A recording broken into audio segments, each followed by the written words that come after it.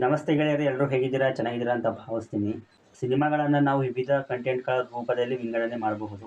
Action movie, thriller movie, commercial movie, horror movie ಹೀಗೆ.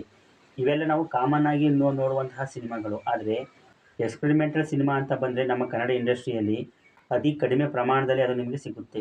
ಅದರಲ್ಲೂ star ಹೀರೋಗಳು ಇದು ಒಂದು ಸಾಹಸ ಅಂತ ತಿಳ್ಕೊಂಡು ಈ ಸಾಹಸಕ್ಕೆ ಅವ್ರು ಕೈನೇ ಹಾಕಲ್ಲ. ಅಕಸ್ಮಾತ್ ಈ ಥರ ಒಂದು ವಿಭಿನ್ನ ಪ್ರಯತ್ನ ಮಾಡಿದ್ರೂ ಕೂಡ ಆ ಸಿನಿಮಾಗಳು ಸೋತಿರೋ ಉದಾಹರಣೆ ಕೂಡ ನಮ್ಮಲ್ಲಿದೆ. ಇವತ್ತಿನ ವಿಡಿಯೋದಲ್ಲಿ ಎಕ್ಸ್ಪೆರಿಮೆಂಟಲ್ ಸಿನಿಮಾಗಳನ್ನು ಮಾಡಿ ಆ ಕಂಟೆಂಟ್ಗಳು ಸೋತಿರುವಂತಹ ಕೆಲವು ಸಿನಿಮಾಗಳನ್ನು ಲೀಸ್ಟ್ ಮಾಡಿದ್ದೀನಿ. ವಿಡಿಯೋನ ಕೊನೆ ತನಕ ನೋಡಿ. ವಿಭಿನ್ನ ಶೈಲಿಯ ಸಿನಿಮಾಗಳನ್ನು ಕನ್ನಡ ಇಂಡಸ್ಟ್ರಿಗೆ ಕೊಟ್ಟಿರುವಂತಹ ನಾವು ನೋಡೋದಾದರೆ ಶಂಕರ್ನಾಗ್, ಉಪೇಂದ್ರ, ಕಾಶಿನಾಥ್ ಈ ಥರ ಹಲವು ನಟರು ಹಾಗೂ ನಿರ್ದೇಶಕರು ಸಿಗ್ತಾ ಹೋಗ್ತಾರೆ. ಈ ವಿಡಿಯೋದಲ್ಲಿ ಆಫ್ಟರ್ 2000ನಿಂದ ಬಂದಂತಹ ಸಿನಿಮಾಗಳನ್ನು ಲೀಸ್ಟ್ ಮಾಡಿದ್ದೀವಿ. ಏಕಾಂಗಿ, ಇದು ರವಿಚಂದ್ರನ್ ಅವರ ಡ್ರೀಮ್ ಪ್ರಾಜೆಕ್ಟ್.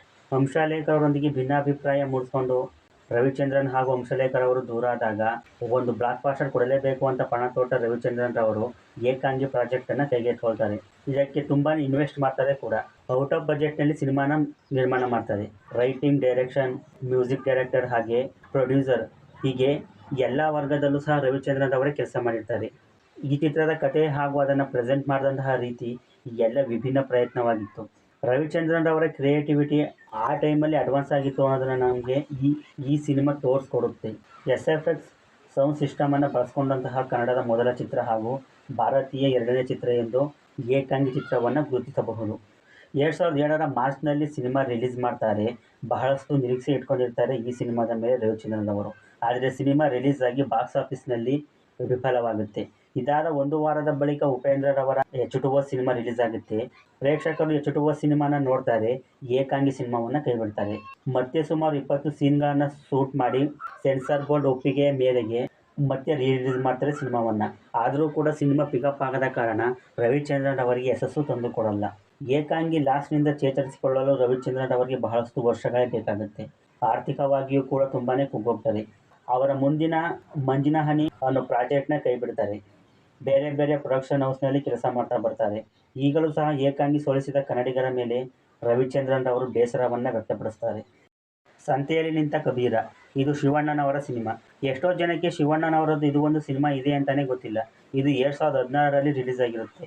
ಇಂದ್ರಬಾಬು ಎನ್ನುವವರು ನಿರ್ದೇಶನ ಮಾಡಿದಂತಹ ಈ ಚಿತ್ರ ಭೀಷಮ್ ಸಾಹ್ನಿರ್ ಅವರ ಕಬೀರ ಕಾದ ಬಜಾರ್ ಮೇ ಅನ್ನೋ ನಾಟಕದ ಆಧಾರಿತ ಕಥೆಯನ್ನು ಹೊಂದಿದೆ. 15ನೇ ಶತಮಾನದ ಒಬ್ಬ ಕವಿಯ ಜೀವನ ಚರಿತ್ರೆಯನ್ನು ಸಿನಿಮಾದಲ್ಲಿ ತೋರಿಸಲಾಗಿತ್ತು. ಕಬೀರನ ಪಾತ್ರ ಮಾಡಿದ ಶಿವಣ್ಣ ವಿಭಿನ್ನ ಲುಕ್ನಲ್ಲಿ ಕಾಣಿಸ್ಕೊಂಡಿದ್ರು. ಆಗ್ತಾನೆ ಬಜರಂಗಿ ವಜ್ರಕಾಯ ಅಂತ ಸೂಪರ್ ಹಿಟ್ ಸಿನಿಮಾಗಳನ್ನು ಕೊಟ್ಟಿದ್ದ ಶಿವಣ್ಣ ಫಾರ್ಮ್ನಲ್ಲಿದ್ದರು. ಆ ಟೈಮಲ್ಲಿ ಈ ಥರ ಒಂದು ಪ್ರಯತ್ನ ಮಾಡಿ ಸೋಲ್ತಾರೆ. 2016ರ ಜುಲೈನಲ್ಲಿ ರಿಲೀಸ್ ಆಗಿದ್ದ ಸಂತೆಯಲ್ಲಿ ನಿಂತ ಕಬೀರ ಚಿತ್ರಕ್ಕೂ ಒಂದು ವಾರದ ಮೊದಲು ರಜನಿಕಾಂತ್ ಅವರ ತಮಿಳು ಚಿತ್ರ ಕಬಾಲಿ ರಿಲೀಸ್ ಆಗಿರುತ್ತೆ. ಹಾಗಾಗಿ ನಮ್ಮ ಕನ್ನಡದ ಸಂತೆಯಲ್ಲಿ ನಿಂತ ಕಬೀರ ಚಿತ್ರಕ್ಕೆ ಚಿತ್ರಮಂದಿರಗಳೇ ಸಿಗದೆ ಪರದಾಡುವಂತಾಗಿರುತ್ತೆ. ಉಳಿದವರು ಕಂಡಂತೆ, ಈ ಸಿನಿಮಾನ ನಾವು ಅಂಡರ್ ರೇಟೆಡ್ ಮೂವಿ ಲೀಸ್ಟ್ಗೂ ಸಹ ಸೇರಿಸ್ತೀವಿ. ಇದು 2014ರಲ್ಲಿ ರಿಲೀಸ್ ಆಗಿದ್ದ ಚಿತ್ರ. ರಕ್ಷಿತ್ ಶೆಟ್ಟಿರವರು ಬರೆದು ನಿರ್ದೇಶನ ಮಾಡಿರ್ತಾರೆ. ರಕ್ಷಿತ್ ಶೆಟ್ಟಿ, ರಿಷಬ್ ಶೆಟ್ಟಿ, ಪ್ರಮೋದ್ ಶೆಟ್ಟಿ, ಯಜ್ಞ ಶೆಟ್ಟಿ ಹೀಗೆ ಶೆಟ್ರು ಗ್ರೂಪೇ ಸೇರಿಕೊಂಡು ಮಾಡಿರುವಂತಹ ಸಿನಿಮಾ ಇದು. ಕರಾವಳಿ ಭಾಗದ ಸಮುದ್ರ ತೀರದಲ್ಲಿ ಮೀನುಗಾರಿಕೆ ಮಾಡುವಂತಹ ಸ್ಥಳದಲ್ಲಿ ಆದ ಒಂದು ಕೊಲೆ ಕೇಸಿನ ಇನ್ವೆಸ್ಟಿಗೇಷನ್ ಮಾಡುವಾಗ ಆ ಕೊಲೆಗೆ ಸಂಬಂಧಪಟ್ಟಂತಹ ಕೆಲವು ವ್ಯಕ್ತಿಗಳು ಹೇಳುವ ಹೇಳಿಕೆಯ ಸುತ್ತುವಂತಹ ಕಥೆಯನ್ನು ಹೊಂದಿದ್ದ ಇದು ಕೂಡ ಒಂದು ವಿಭಿನ್ನ ಪ್ರಯತ್ನನೇ. ಸ್ಕ್ರೀನ್ ಪ್ಲೇ, ಸ್ಟೋರಿ, ನರೇಷನ್ ಎಲ್ಲ ಹೊಸ ಅನುಭವವನ್ನು ಕೊಡ್ತಾ ಇತ್ತು. ಆದರೆ ಸಿನಿಮಾ ಥಿಯೇಟರ್ನಲ್ಲಿ ಸೋತಿದೆ. ಅದಾದ ಬಳಿಕ ಬೇರೆ ಬೇರೆ ಪ್ಲಾಟ್ಫಾರ್ಮ್ಗಳಲ್ಲಿ ಸಿನಿಮಾನ ನೋಡಿ ಜನ ಇಷ್ಟಪಟ್ಟಿದ್ದಾರೆ. ಇದು ರಕ್ಷಿತ್ ಶೆಟ್ಟಿರವರ ಟ್ರೇಡ್ ಮಾರ್ಕ್ ಸಿನಿಮಾ ಅಂತಲೇ ನಾವಿಲ್ಲಿ ಕನ್ಸಿಡರ್ ಮಾಡಬಹುದು. ಕನ್ನಡದ ಸ್ಕ್ರಿಪ್ಟ್ ರೈಟಿಂಗ್ ಕ್ವಾಲಿಟಿನೇ ಚೇಂಜ್ ಮಾಡಿದಂತಹ ಸಿನಿಮಾ ಇದು. ಈ ಸಿನಿಮಾದ ಸೀಕ್ವೆಲ್ ರಿಚರ್ಡ್ ಆಂಟನಿ ಅಂತ ಅನೌನ್ಸ್ ಆಗಿದೆ. ನಿಮಗೆಲ್ಲ ಗೊತ್ತಿರೋ ಹಾಗೆ ಒಂಬಾಳೆಯಂತಹ ಬಿಗ್ ಪ್ರೊಡಕ್ಷನ್ ಹೌಸ್ ಈ ಸಿನಿಮಾದ ನಿರ್ಮಾಣದ ಜವಾಬ್ದಾರಿಯನ್ನು ಹೊತ್ಕೊಂಡಿದೆ. ಆದಷ್ಟು ಬೇಗ ಇದರ ಸೀಕ್ವೆಲ್ ರಿಲೀಸ್ ಆಗಿ ಪಾರ್ಟ್ 1ಗೆ ಸಿಗಬೇಕಾಗಿದ್ದ ಅಟೆನ್ಷನ್ನ ಪಾರ್ಟ್ 2 ಮೂಲಕ ದುಪ್ಪಟ್ಟು ಪಡೆದುಕೊಳ್ಳಿ ಅನ್ನೋದು ಇಲ್ಲಿ ನಮ್ಮ ಆಶಯ. ಅವನೇ ಶ್ರೀಮನ್ ನಾರಾಯಣ.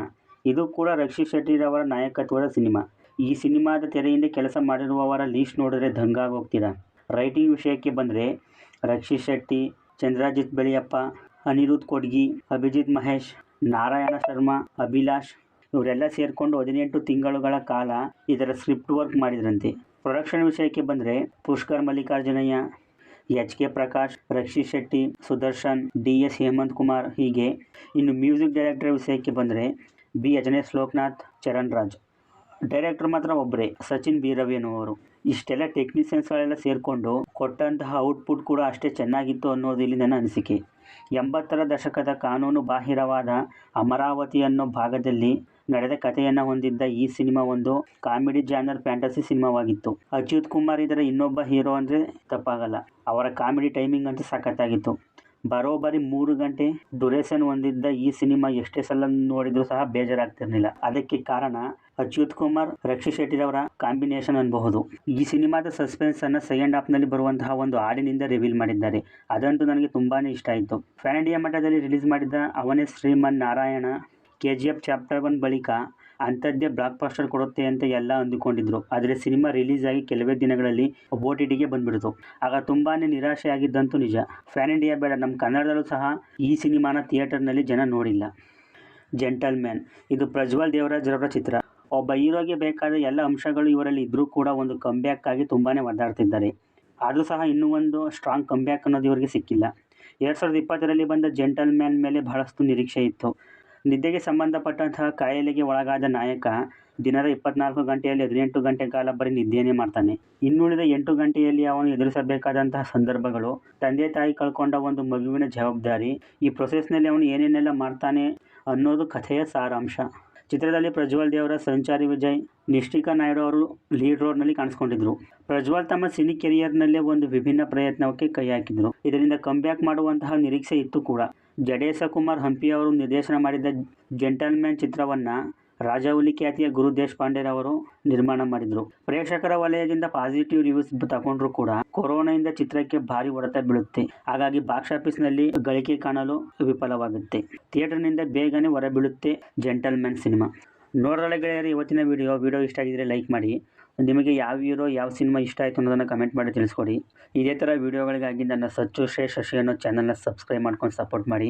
ಸಿಗೋಣ ಮುಂದಿನ ವಿಡಿಯೋದಲ್ಲಿ. ಬಾಯ್.